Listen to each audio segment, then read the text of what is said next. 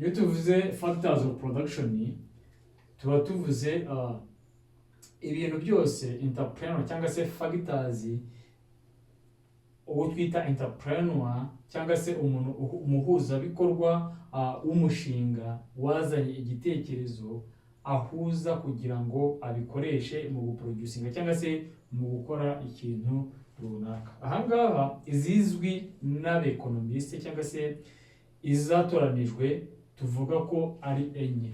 Tuvuga land, tukavuga labor, tukavuga capital,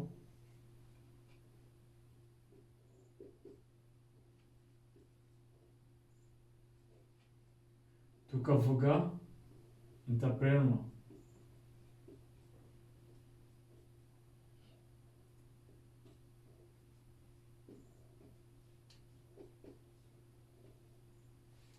Cyangwa se entrepreneurship.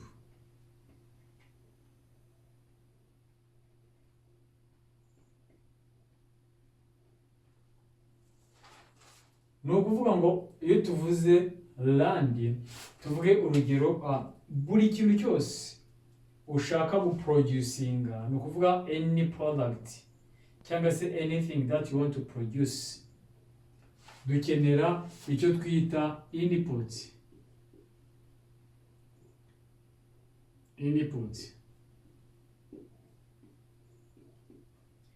Input ni factor, ni ibintu byinshi, ni ukuvuga ngo ni many things. Wenda reka turebe muri iyi video kugira ngo nyikore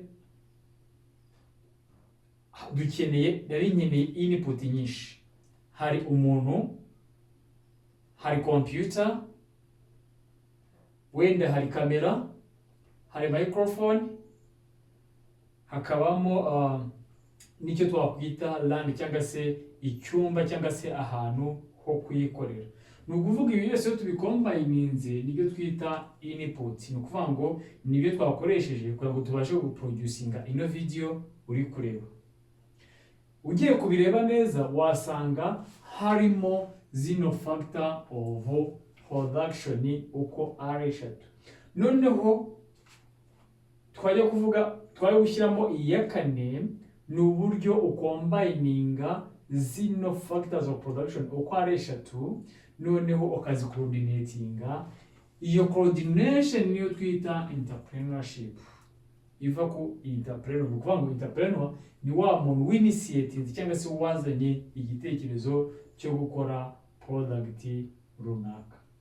Urugero, wenda ugiye gukora farming cyangwa se ugiye gukora ibintu bijyanye n'ubuhinzi. Mu buhinzi urakenera iki? Urakenera land. Nubara gukenera land uraza gukenera wenda tractor yo guhinga. Tuvuge niba mu buhinzi bwawe harimo technology. Ariko mu gukenera tractor uraza gukenera operator.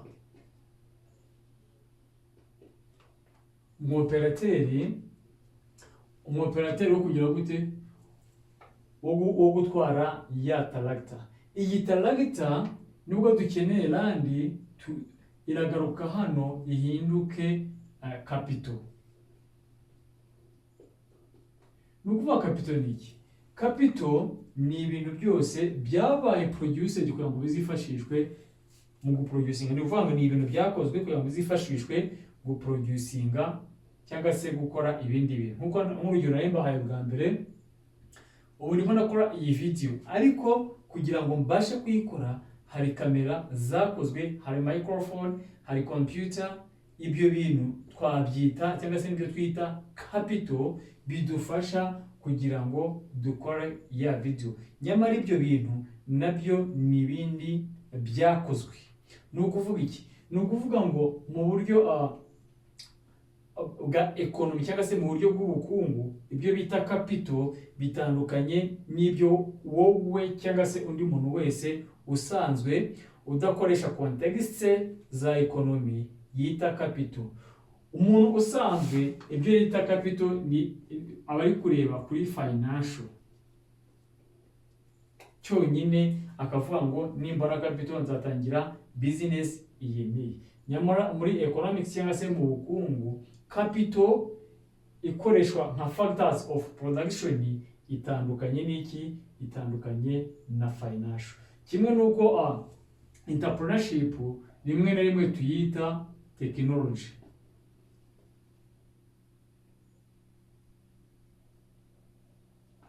Nubona hano handitse technology as factors of production, ntabwo bavuze technology nka software engineering cyangwa se ibindi bintu bijyanye n'ibyo ngibyo. Ni ukuvuga ngo bazaba bari bashaka kuvuga entrepreneurship. Ni ukuvuga iki rero? Ni ukuvuga buri bintu byose dukora. Wenda njya muri video nk'umuntu wenda akakubwira ati hano ngwino nkwereke ibyo wakora uhite uba umuherwe. Ibyo ngibyo muri nk'umuntu mu bantu bazi ubukungu cyangwa se mu bantu baba expert mu bukungu cyangwa se muri za economy, ntabwo ashobora kuvuga iryo jambo kuko aba ari kuvuga ibintu biri impossible. Ni ukuvuga ngo there is no one night rich. Ni ukuvuga iki? Ni ukuvuga ngo ukeneye kugira ngo buri bintu byose ugomba gukora ukeneye bino bintu. Noneho warangiza wamara kuba ufite land, labor, capital, noneho ugakenera iki? Ugakenera coordination yabyo kugira ngo ubashe kubibyaza iki? Kubibyaza umusaruro. Reka ino video nyigire short kubera ko ubutaha tuzareba noneho market y'izo factors of production. Ni ukuvuga turebe labor market yayo ni iyihe, ese ihembwa iki, land bigenda gute, capital bigenda gute. Reka ne kukurambira, wenda ufata umwanya wige tuno tuntu uko ari tune, umenye ko any business ushaka guperforminga ugomba kubanza kumenya allocatinga zino factors of production, none ukamenya n'icyo ugiye guproducinga. Mbere yuko utangira iyo business yawe, banza utekereze eske ndakoresha iki n'iki, noneho ubyallocating, ubicoordinating as entrepreneur, then ugire gute utangire uproducing cyangwa se ukore ya business yawe. Business yose niki?